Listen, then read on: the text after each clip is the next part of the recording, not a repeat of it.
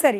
ಈಗ ಮುಖ್ಯಮಂತ್ರಿ ಕುರ್ಚಿ ವಿಚಾರಕ್ಕೆ ಸಂಬಂಧಪಟ್ಟಂತೆ ನೀವು ಮುಖ್ಯಮಂತ್ರಿಗಳ ಮನೆಯಲ್ಲಿದ್ದ ಸಂದರ್ಭದಲ್ಲಿ ನಡೆದ ಬ್ರೇಕ್ಫಾಸ್ಟ್ ಮೀಟಿಂಗ್ ಸಾಕಷ್ಟು ಕುತೂಹಲ ಕಾರಣ ಆಯಿತು. ನೀವು ಒಂದೆರಡು ಬಾರಿ ಅದನ್ನ ಸ್ಪಷ್ಟೀಕರಣ ಕೊಡೋ ಪ್ರಯತ್ನ ಕೊಟ್ರಿ ಕೂಡ, ಬಟ್ ಸ್ಟಿಲ್ ಅದೊಂದು ಅನುಮಾನ ಉಳಿದುಬಿಟ್ಟಿದೆ. ನೀವು ಹಾಗೆ ಪ್ರಿಯಾಂಕ್ ಖರ್ಗೆ ಅವರು ಬಹಳ ಆಕ್ಟಿವ್ ಆಗಿದ್ದೀರಿ, ಇಬ್ರು ಕೂಡ ಒಂದು ರೀತಿಯಲ್ಲಿ ಮಧ್ಯಸ್ಥಿಕೆ ವಹಿಸುವ ಹೈಕಮಾಂಡ್ನ ಸಂದೇಶವನ್ನ ಹೊತ್ತಿರುವವರ ತರದಲ್ಲಿ ಇದ್ದೀರಿ ಅನ್ನೋ ಅನುಮಾನ ಇದೆ. ಹೌದಾ? ಹೈಕಮಾಂಡ್ ನಿಮ್ಮ ಹತ್ರ ಅಥವಾ ಪ್ರಿಯಾಂಕ್ ಖರ್ಗೆ ಅವರ ಹತ್ರ ಮುಖ್ಯಮಂತ್ರಿ ಹಾಗೆ ಉಪಮುಖ್ಯಮಂತ್ರಿಗಳ ನಡುವೆ ಸಂಧಾನ ಸೂತ್ರ ಹೆಣೆಯೋ ಪ್ರಯತ್ನ ಮಾಡ್ತಿರೋದು ನಿಜವಾ? ಇಲ್ಲ, ಆ ರೀತಿಯಾಗಿ ನಾನು ಅದನ್ನು ಹೇಳೋದು ಸರಿಯಾಗೋದಿಲ್ಲ. ಅದು ಸರಿಯೂ ಅಲ್ಲ ಅಂತ ನಾನು ಈಗಾಗಲೇ ಸ್ಪಷ್ಟಪಡಿಸಿದ್ದೇನೆ. ನಾನು ಮುಖ್ಯಮಂತ್ರಿಗಳ ಜೊತೆ ಇದ್ದಂಥ ಸಂದರ್ಭದಲ್ಲಿ ಹೈಕಮಾಂಡ್ನಿಂದ ದೂರವಾಣಿ ಕರೆ ಬಂದಿದ್ದು ಸರಿ. ಆ ದೂರವಾಣಿ ಕರೆಯನ್ನು ನಾನು ನೇರವಾಗಿ ಮಾನ್ಯ ಮುಖ್ಯಮಂತ್ರಿಗಳಿಗೆ ನೀಡಿದ್ದೇನೆ. ಯಾಕಂದರೆ ಮುಖ್ಯಮಂತ್ರಿಗಳು ಬಹುಶಃ ತಮಗೆಲ್ಲ ತಿಳಿದಂತೆ ಯಾವುದು ಮೊಬೈಲ್ ದೂರವಾಣಿಯನ್ನು ಅವ್ರು ಇಟ್ಕೊಂಡಿಲ್ಲ, ಈ ಮೊಬೈಲ್ ಫೋನ್ ಬಳಸೋದಿಲ್ಲ. ಅವರು ಅವ್ರ ಜೊತೆಗೆ ಇರುವಂಥವರು ಯಾವ್ಯಾವ ಸಂದರ್ಭದಲ್ಲಿ ಯಾರು ಜೊತೆಯಲ್ಲಿರ್ತಾರೆ ಅವರಿಗೆ ದೂರವಾಣಿ ಮೂಲಕ ಸಂಪರ್ಕ ಮಾಡಿ ಅವ್ರಿಗೆ ಫೋನನ್ನು ಕೊಡುವಂಥ ಕೆಲಸವನ್ನು ಮಾಡಬೇಕಾಗತ್ತೆ. ಅದರಿಂದ ನನಗೆ ಅವ್ರು ದೂರವಾಣಿ ಕರೆ ಮಾಡಿರೋದಕ್ಕೆ ಕಾರಣ ನಾನು ಅವ್ರ ಜೊತೆ ಇದ್ದಂಥದ್ದು, ಆ ಸಂದರ್ಭದಲ್ಲಿ ನಾನು ಇದ್ದೆ ಅಂತ ನನಗೆ ಕರೆ ನೀಡಿದ್ದಾರೆ ಹೊರತು ನಾನು ಇವರಿಬ್ಬರು ನಮ್ಮ ಪಕ್ಷದ ಅತಿ ದೊಡ್ಡ ನಾಯಕರಲ್ಲಿದ್ದಾರೆ. ಇವರಿಬ್ಬರು ಕೂಡ ಮುಖ್ಯಮಂತ್ರಿಗಳು ಮತ್ತು ಉಪಮುಖ್ಯಮಂತ್ರಿಗಳು. ಅವರ ಸಂಧಾನ ಅವಶ್ಯಕತೆ ಇಲ್ಲ. ಅವರಿಬ್ಬರು ಭಾಳ ಆತ್ಮೀಯತೆಯಿಂದ ಇದ್ದಾರೆ, ಭಾಳ ಸ್ನೇಹಚಾರದಿಂದ ಇದ್ದಾರೆ, ಮತ್ತು ಜೊತೆಗೆ ದುಡಿದು ಇವತ್ತು ಸರ್ಕಾರವನ್ನು ತಂದಿದ್ದಾರೆ. ಅದಕ್ಕೆ ಅವರ ಮಧ್ಯೆ ಸಂಧಾನ ಮಾಡುವಷ್ಟು ಅರ್ಹತೆಯೂ ನನಗಿಲ್ಲ, ಅಷ್ಟು ದೊಡ್ಡ ಮನುಷ್ಯನೂ ನಾನು ಕೂಡ ಅಲ್ಲ. ಅವರು ದೂರವಾಣಿ ಕರೆ ಬಂದಿದ್ದರಿಂದ ನಾನು ಅವ್ರ ದೂರವಾಣಿ ಕರೆಯನ್ನು ಅವ್ರಿಗೆ ನಾನು ಮೆಸೆಂಜರ್ ಅಷ್ಟೇ. ನಾನು ಅವ್ರಿಗೆ ದೂರವಾಣಿ ಕರೆ ಈ ಥರ ಬಂದಿದೆ ಸರ್ ಅಂತೇಳಿ ಅವ್ರಿಗೆ ಕೊಟ್ಟೆ. ಅವ್ರು ಮಾತಾಡಿ ಮಾರನೇ ದಿವಸ ಅವ್ರಿಗೆ ಬೆಳಿಗ್ಗೆ ನಾಷ್ಟಕ್ಕೆ ತಿಂಡಿಗೆ ಆಮಂತ್ರಣವನ್ನು ನೀಡಿದರು. ಈ ನೀವೇ ಹೇಳ್ದ ಹಾಗೆ you acted as a messenger.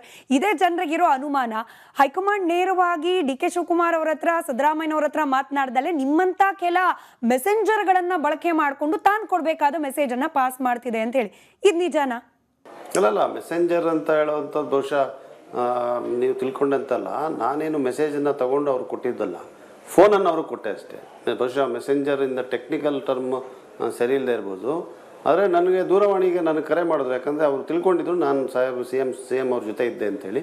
ಅವ್ರು ನನಗೆ ಫೋನ್ ಮಾಡಿದರು, ನಾನು ದೂರವಾಣಿಯನ್ನು ಮುಖ್ಯಮಂತ್ರಿಗಳಿಗೆ ಕೊಟ್ಟೆ. ಅದಕ್ಕೆ ಅವರು ಕೂಡ ಅವತ್ತು ಮಾಧ್ಯಮದ ಗೋಷ್ಠಿಯಲ್ಲಿ ನನ್ನ ಹೆಸರನ್ನ ಉಲ್ಲೇಖ ಮಾಡಿದ್ದಾರೆ ಅಷ್ಟೇ. ನನಗೆ ಈ ಥರ ಆ ಥರ ಅಂತ ಏನು ಮೆಸೇಜ್ ಅವ್ರು ಕೊಟ್ಟಿಲ್ಲ. ಫೋನ್ ಮಾಡಿದ್ರು, ಮುಖ್ಯಮಂತ್ರಿಗಳ ಹತ್ರ ಮಾತಾಡಬೇಕು ಅಂದರು, ಫೋನನ್ನು ಅವ್ರಿಗೆ ಕೊಟ್ಟೆ. ಸರಿ.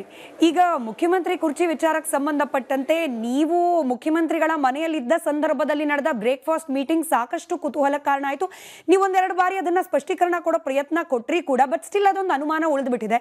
ನೀವು ಹಾಗೆ ಪ್ರಿಯಾಂಕ್ ಖರ್ಗೆ ಅವರು ಬಹಳ ಆಕ್ಟಿವ್ ಆಗಿದ್ದೀರಿ, ಇಬ್ರು ಕೂಡ ಒಂದು ರೀತಿಯಲ್ಲಿ ಮಧ್ಯಸ್ಥಿಕೆ ವಹಿಸುವ ಹೈಕಮಾಂಡ್ನ ಸಂದೇಶವನ್ನ ಹೊತ್ತಿರುವವರ ತರದಲ್ಲಿ ಇದ್ದೀರಿ ಅನ್ನೋ ಅನುಮಾನ ಇದೆ.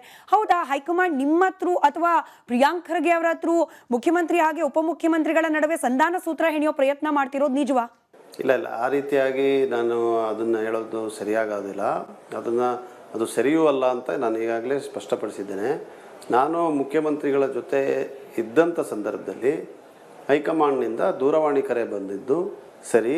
ಆ ದೂರವಾಣಿ ಕರೆಯನ್ನು ನಾನು ನೇರವಾಗಿ ಮಾನ್ಯ ಮುಖ್ಯಮಂತ್ರಿಗಳಿಗೆ ನೀಡಿದ್ದೇನೆ. ಯಾಕಂದರೆ ಮುಖ್ಯಮಂತ್ರಿಗಳು ಬಹುಶಃ ತಮಗೆಲ್ಲ ತಿಳಿದಂತೆ ಯಾವುದು ಮೊಬೈಲ್ ದೂರವಾಣಿಯನ್ನು ಅವ್ರು ಇಟ್ಕೊಂಡಿಲ್ಲ, ಈ ಮೊಬೈಲ್ ಫೋನ್ ಬಳಸೋದಿಲ್ಲ. ಅವರು ಅವ್ರ ಜೊತೆಗೆ ಇರುವಂಥವರು ಯಾವ್ಯಾವ ಸಂದರ್ಭದಲ್ಲಿ ಯಾರು ಜೊತೆಯಲ್ಲಿರ್ತಾರೆ ಅವರಿಗೆ ದೂರವಾಣಿ ಮೂಲಕ ಸಂಪರ್ಕ ಮಾಡಿ ಅವ್ರಿಗೆ ಫೋನನ್ನು ಕೊಡುವಂಥ ಕೆಲಸವನ್ನು ಮಾಡಬೇಕಾಗತ್ತೆ.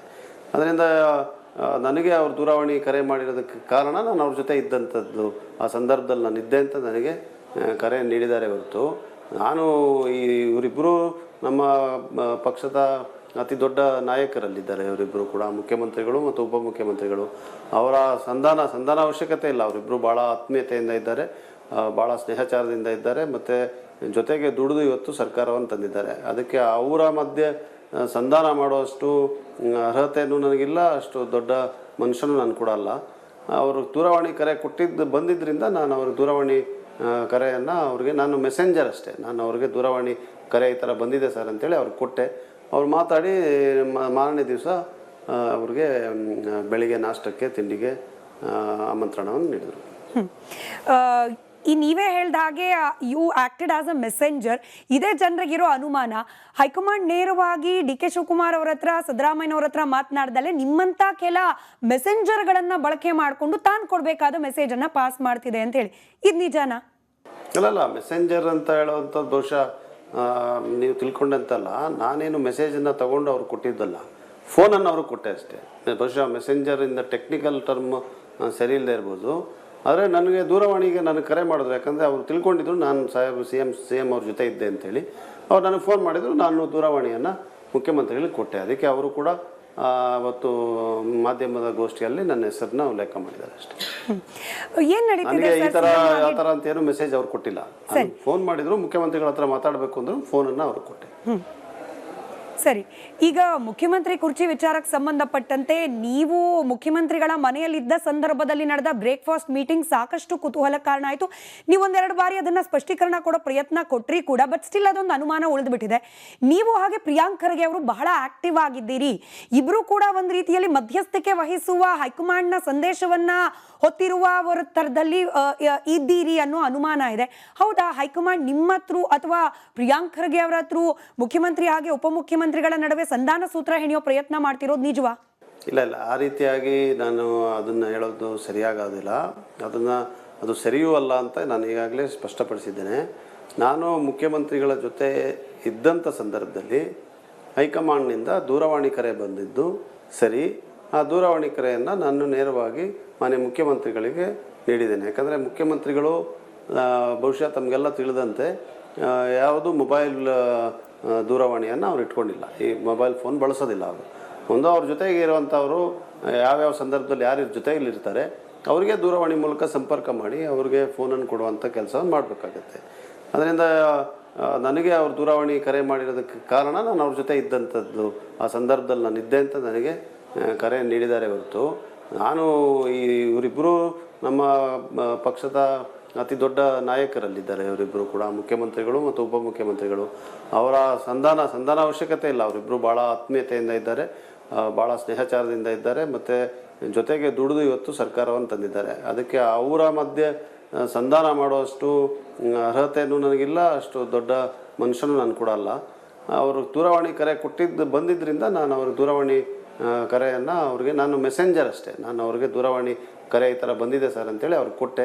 ಅವ್ರು ಮಾತಾಡಿ ಮಾರನೇ ದಿವಸ ಅವ್ರಿಗೆ ಬೆಳಿಗ್ಗೆ ನಾಷ್ಟಕ್ಕೆ ತಿಂಡಿಗೆ ಆಮಂತ್ರಣವನ್ನು ನೀಡಿದರು. ಈ ನೀವೇ ಹೇಳ್ದ ಹಾಗೆ you acted as a messenger. ಇದೇ ಜನರಿಗಿರೋ ಅನುಮಾನ, ಹೈಕಮಾಂಡ್ ನೇರವಾಗಿ ಡಿ ಕೆ ಶಿವಕುಮಾರ್ ಅವ್ರ ಹತ್ರ, ಸಿದ್ದರಾಮಯ್ಯನವ್ರ ಹತ್ರ ಮಾತನಾಡ್ದಲ್ಲೇ ನಿಮ್ಮಂತ ಕೆಲ ಮೆಸೆಂಜರ್ಗಳನ್ನ ಬಳಕೆ ಮಾಡಿಕೊಂಡು ತಾನು ಕೊಡಬೇಕಾದ ಮೆಸೇಜ್ ಅನ್ನ ಪಾಸ್ ಮಾಡ್ತಿದೆ ಅಂತ ಹೇಳಿ, ಇದು ನಿಜಾನಾ? ಅಲ್ಲಲ್ಲ, ಮೆಸೆಂಜರ್ ಅಂತ ಹೇಳುವಂಥದ್ದು ಬಹುಶಃ ನೀವು ತಿಳ್ಕೊಂಡಂತಲ್ಲ. ನಾನೇನು ಮೆಸೇಜನ್ನು ತಗೊಂಡು ಅವ್ರು ಕೊಟ್ಟಿದ್ದಲ್ಲ, ಫೋನನ್ನು ಅವ್ರಿಗೆ ಕೊಟ್ಟೆ ಅಷ್ಟೇ. ಬಹುಶಃ ಮೆಸೆಂಜರಿಂದ ಟೆಕ್ನಿಕಲ್ ಟರ್ಮ್ ಸರಿ ಇಲ್ಲದೆ ಇರ್ಬೋದು. ಆದರೆ ನನಗೆ ದೂರವಾಣಿಗೆ ನನಗೆ ಕರೆ ಮಾಡಿದ್ರು, ಯಾಕಂದರೆ ಅವರು ತಿಳ್ಕೊಂಡಿದ್ರು ನಾನು ಸಾಹೇಬ್ ಸಿ ಎಮ್ ಅವ್ರ ಜೊತೆ ಇದ್ದೆ ಅಂತೇಳಿ. ಅವ್ರು ನನಗೆ ಫೋನ್ ಮಾಡಿದರು, ನಾನು ದೂರವಾಣಿಯನ್ನು ಮುಖ್ಯಮಂತ್ರಿಗಳಿಗೆ ಕೊಟ್ಟೆ. ಅದಕ್ಕೆ ಅವರು ಕೂಡ ಅವತ್ತು ಮಾಧ್ಯಮದ ಗೋಷ್ಠಿಯಲ್ಲಿ ನನ್ನ ಹೆಸರನ್ನ ಉಲ್ಲೇಖ ಮಾಡಿದ್ದಾರೆ ಅಷ್ಟೇ. ನನಗೆ ಈ ಥರ ಆ ಥರ ಅಂತ ಏನು ಮೆಸೇಜ್ ಅವ್ರು ಕೊಟ್ಟಿಲ್ಲ. ಫೋನ್ ಮಾಡಿದ್ರು, ಮುಖ್ಯಮಂತ್ರಿಗಳ ಹತ್ರ ಮಾತಾಡಬೇಕು ಅಂದರು, ಫೋನನ್ನು ಅವ್ರಿಗೆ ಕೊಟ್ಟೆ.